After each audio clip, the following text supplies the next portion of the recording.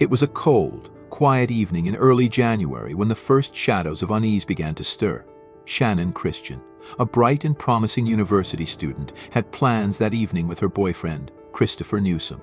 They were the kind of couple whose presence could light up a room. Shannon, with a radiant smile and meticulous dreams of a bright future, and Chris, a kind-hearted man who found joy in the simple pleasures of life.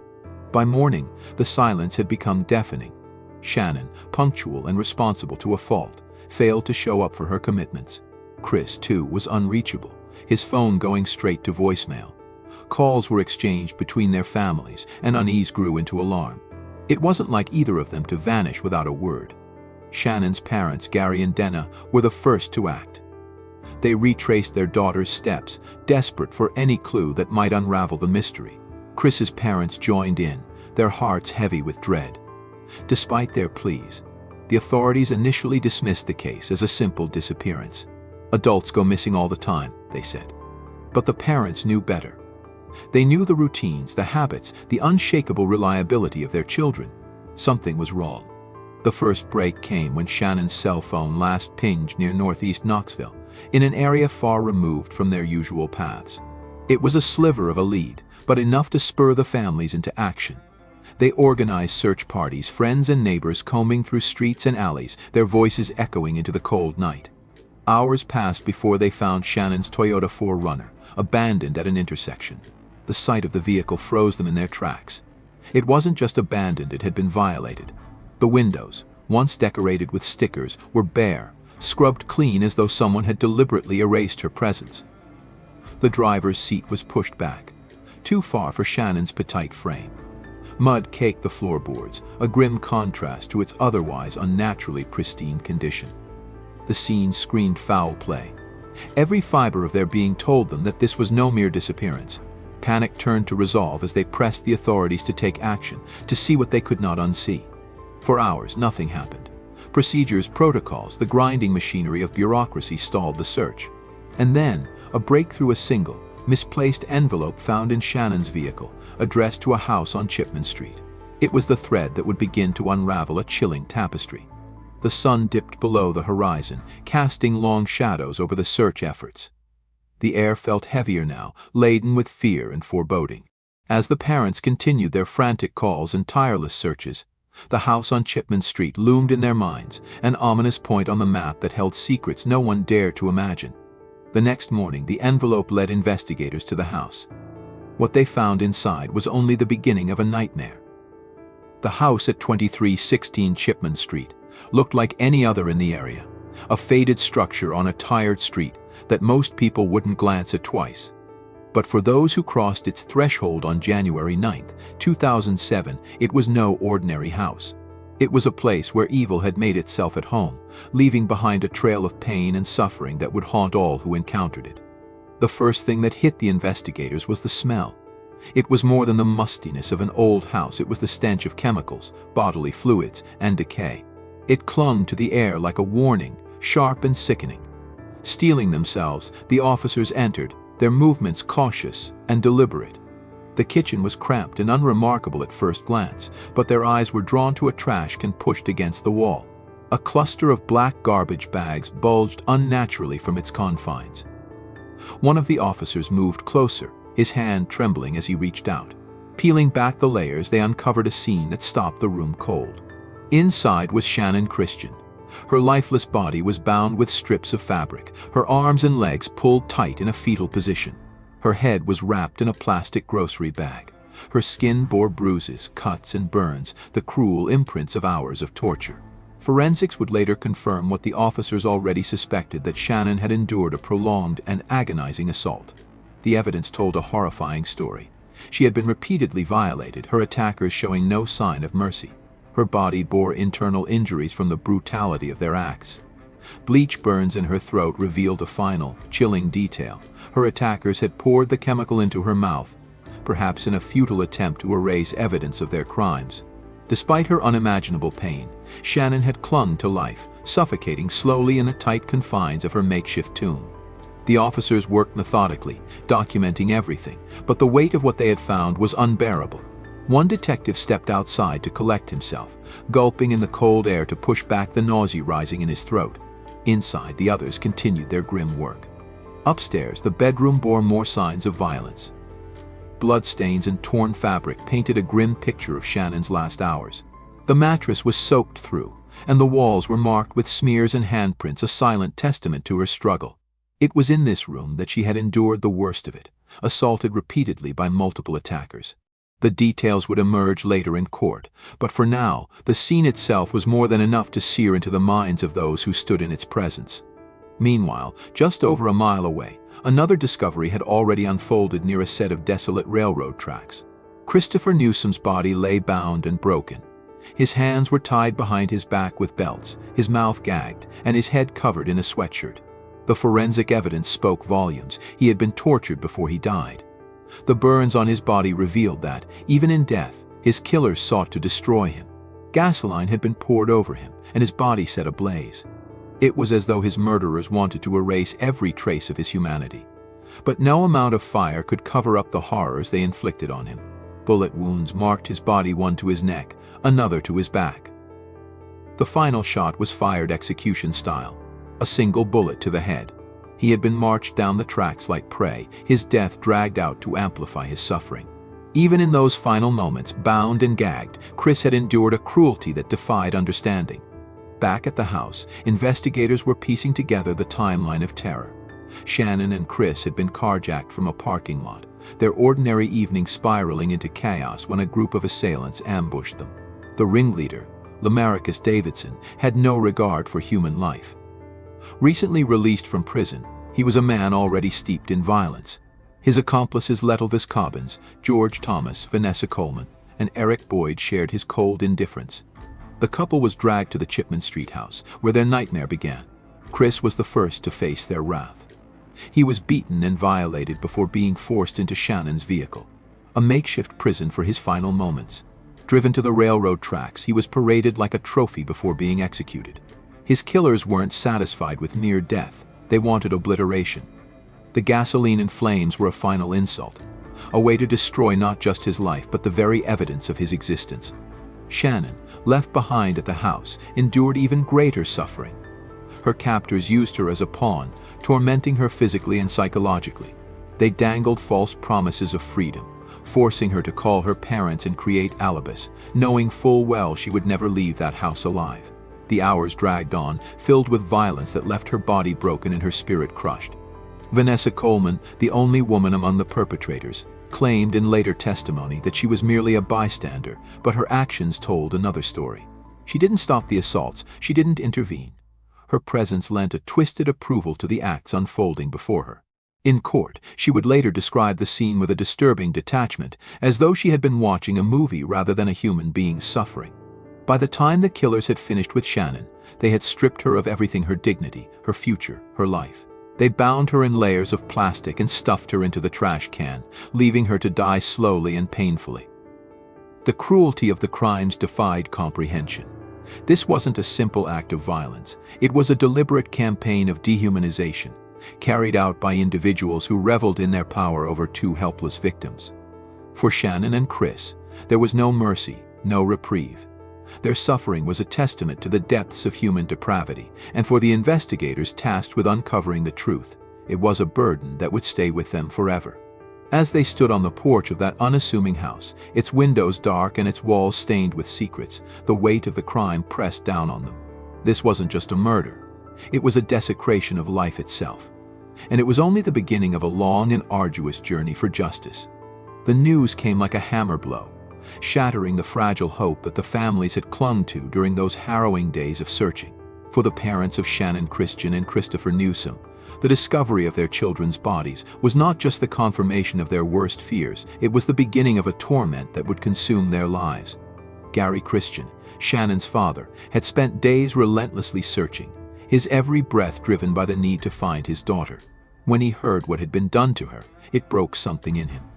His wife, Dina, a woman known for her quiet strength, crumpled under the weight of the details. Shannon hadn't just been killed, she had been brutalized in ways that defied the human capacity for understanding. They struggled to reconcile the memories of their bright, loving daughter with the horrific reality of her final hours. Chris Newsom's parents, Mary and Hugh, had a similar but equally unbearable burden to bear. Their son, once so full of life, had been reduced to a nameless, broken body when first discovered. It took time for the forensic evidence to piece together the truth of what had happened to him, a process that required them to hear every grisly detail in court. Hugh, a man who had taught his son how to swing a bat and cast a fishing line, now faced a cruel new reality. The boy he'd raised with love and care had been reduced to a victim of unspeakable violence. The two families, united by the love their children shared, came together in their grief. They supported each other, but even that couldn't shield them from the public nature of their sorrow. The media descended upon the case, their lenses and microphones capturing the raw emotion of parents who had lost everything. The families were thrust into a spotlight they didn't want, forced to relive their trauma again and again as the details of the crime unfolded. Every step forward in the case was like reopening a wound. The autopsy reports were stomach-turning. The evidence of Shannon and Chris's suffering seemed almost too much to bear. In court, the parents sat stoically as prosecutors laid out the timeline of events, describing in painstaking detail what their children had endured. Gary Christian clenched his fists so tightly that his knuckles turned white, his rage barely contained. Dina wept silently, her face buried in her hands. Mary Newsom broke down when she heard the description of her son's final moments. The image of Chris, forced to walk down those railroad tracks, gagged and bound, haunted her. She couldn't stop imagining his fear, his pain. Hugh tried to be her rock, but even he couldn't hold back his tears when he heard how Chris had been set on fire after he died, as if his killers hadn't done enough to him already. The trials dragged on for years, and with each new court date, the families had to steel themselves for another round of anguish. They watched as the defendants sat in the courtroom, some smirking, others staring blankly, showing no remorse for what they had done. Vanessa Coleman's twisted smile as her verdict was read out loud left the families feeling hollow and betrayed. It wasn't just the crime that was incomprehensible, it was the sheer lack of humanity in those who had committed it. The ordeal didn't end with the convictions. When it was revealed that Judge Richard Baumgartner, who presided over most of the trials, had been under the influence of drugs during the proceedings, it was like a punch to the gut. The families had already endured so much, only to be told that the system they had relied on for justice had failed them. Retrials were ordered, forcing them to relive the horror once more. For Gary, Dina, Mary, and Hugh, it felt like the universe was conspiring to keep them trapped in their grief. They showed up to every hearing, every retrial, their presence a testament to their determination to see justice served. But the emotional toll was staggering. They aged visibly in those years, their once vibrant faces marked by lines of sorrow and fatigue. Despite everything, they never stopped fighting for their children. They poured their pain into advocacy, speaking out about the flaws in the justice system and pushing for reforms. Their efforts led to the creation of laws that would ensure victims' rights were better protected, a legacy that stands as a tribute to Shannon and Chris. But no amount of legislation could fill the void left by their loss.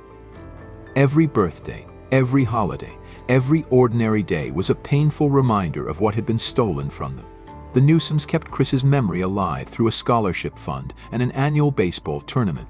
The Christians started a foundation in Shannon's name and planted a memorial tree at the site where she had suffered so much. These acts of remembrance were small comforts, but they were also acts of defiance, proof that Shannon and Chris would not be forgotten. For their families, life would never return to normal. The pain of their loss was a constant companion, a shadow that darkened even the brightest days. They found solace in their faith and in the support of their community, but the scars of what had happened would never fully heal. They had loved their children deeply, and that love gave them the strength to endure. But they would carry the weight of this tragedy for the rest of their lives. The gruesome murder of Shannon Christian and Christopher Newsom sent shockwaves through Knoxville and beyond, leaving a scar that stretched far beyond the families of the victims. The brutality of the crime was unlike anything the community had ever encountered, and its details brought an overwhelming sense of grief, fear, and outrage. But as the case unfolded, it also became a lightning rod for controversy, misinformation, and division. In the days following the discovery of the bodies, Knoxville was paralyzed by fear. People locked their doors earlier, avoided unfamiliar streets, and cast suspicious eyes on strangers. For many, the crime shattered the illusion of safety in their own neighborhoods. The fact that Shannon and Chris had been abducted in such a random, unprovoked act of violence made the horror all the more chilling. If it could happen to them, it could happen to anyone. The details of the case quickly became the focus of intense media scrutiny. Local news outlets reported on the murders extensively, but as the crime gained national attention, it became a magnet for sensationalism. The story of two young, promising individuals whose lives had been stolen in such a grotesque way was already tragic, but some groups sought to twist the narrative for their own purposes. White nationalist groups, including Stormfront and the Vanguard News Network, seized on the fact that the victims were white and the perpetrators were black. They claimed there was a media blackout due to racial bias, ignoring the substantial coverage the case had already received. These groups descended on Knoxville, organizing rallies under the guise of seeking justice for Shannon and Chris. But their true motives were transparent. They sought to exploit the tragedy to stoke racial tensions and advance their hateful agendas. The families of the victims, already drowning in grief, were horrified by this turn of events. Gary Christian, Shannon's father, made it clear that he wanted no part of these protests. This wasn't about race, he said, his voice heavy with anger and pain. This was about evil. Yet the rhetoric from extremist groups continued to spread, painting the case as a symbol of racial violence rather than the brutal, senseless crime it was. Counter-protesters, including groups like the Klutz Clowns, mocked the white nationalist rallies by dressing in wedding dresses and clown makeup, turning the demonstrations into absurd spectacles. While their actions were meant to undermine the hateful messages being spread, the spectacle only added another layer of chaos to an already volatile situation. The ripple effects of the case also extended into political and media debates. Prominent commentators twisted the facts, adding grotesque, fabricated details to the story. Claims that Chris had been castrated or that Shannon had been mutilated were circulated widely, despite being completely untrue. These lies only deepened the pain for the families, who were forced to confront not only the reality of what had happened to their children, but also the distortions being paraded as truth. The impact on Knoxville was profound. People began to question the adequacy of their justice system and the role of law enforcement in preventing such crimes. Community leaders called for unity, urging residents to resist the divisive narratives being pushed by extremists. Churches held vigils, and local organizations offered support to the grieving families, trying to restore some sense of humanity in the wake of such inhumanity. But the wounds ran deep. Parents clutched their children a little tighter, and conversations about safety became unavoidable. Schools, churches, and workplaces became arenas for discussions about what had gone wrong and how it could be prevented in the future. The fear was tangible, but so was the determination to make sure Shannon and Chris's suffering wasn't in vain. One lasting impact of the case was the push for legislative reform. The Chris Newsom Act eliminated the need for judicial signatures on jury verdicts, preventing delays and complications that had plagued the original trials. Similarly, the Shannon Christian Act aimed to protect victims' reputations in court, ensuring that their characters couldn't be unfairly attacked by defense attorneys.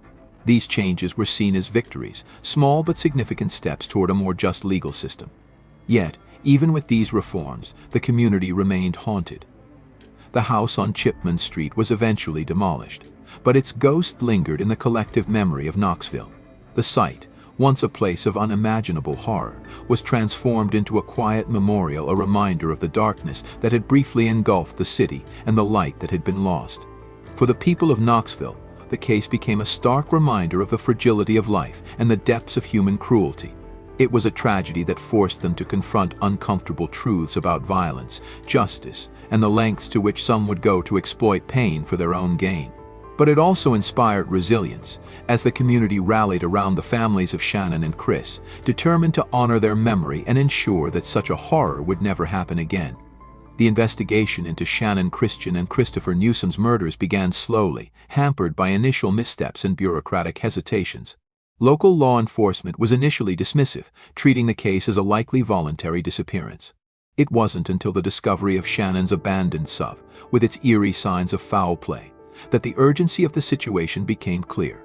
This discovery led investigators to the Chipman Street house, where the horrifying truth began to emerge. Inside the house, detectives were met with a crime scene that defied comprehension. Shannon's body was found bound and stuffed into a trash can, evidence of prolonged and unimaginable suffering. Meanwhile, Chris's remains were discovered near a railroad track, his body burned and bearing the marks of brutal torture. The evidence collected painted a picture of systematic and deliberate cruelty. The suspects Lamarcus Davidson, Letovis Cobbins, George Thomas, Vanessa Coleman, and Eric Boyd were quickly identified and apprehended. Davidson, the ringleader, had a history of violent crime and was on parole at the time. Each member of the group played a role in the night's horrors, their actions revealing a chilling level of coordination and disregard for human life. The trials that followed were grueling, stretching over more than a decade. Prosecutors worked tirelessly to ensure that the evidence was presented with precision, and the families of Shannon and Chris attended every hearing, determined to see justice served. The initial convictions provided some relief, but revelations about Judge Richard Baumgartner's drug abuse cast a shadow over the proceedings, leading to retrials that reopened old wounds. Despite these setbacks, the pursuit of justice prevailed. Davidson was sentenced to death, while Cobbins and Thomas received life without parole.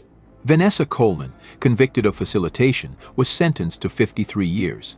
Eric Boyd, initially convicted only of aiding Davidson, was finally tied directly to the murders and received 2 life sentences. The case exposed critical flaws in the judicial system and inspired legislative reforms. The Chris Newsom Act eliminated unnecessary delays in jury verdicts, while the Shannon Christian Act strengthened protections for victims' reputations in court. These changes, though significant, were bittersweet victories for the families, who continued to grapple with the irreplaceable loss of their children. For the families, justice was a necessity, but it could never erase the pain. Their advocacy ensured that Shannon and Chris's legacy would endure, their story serving as both a cautionary tale and a call to action. In the end, the pursuit of justice was not just about punishment, it was about honoring the lives of 2 young people whose light was stolen too soon.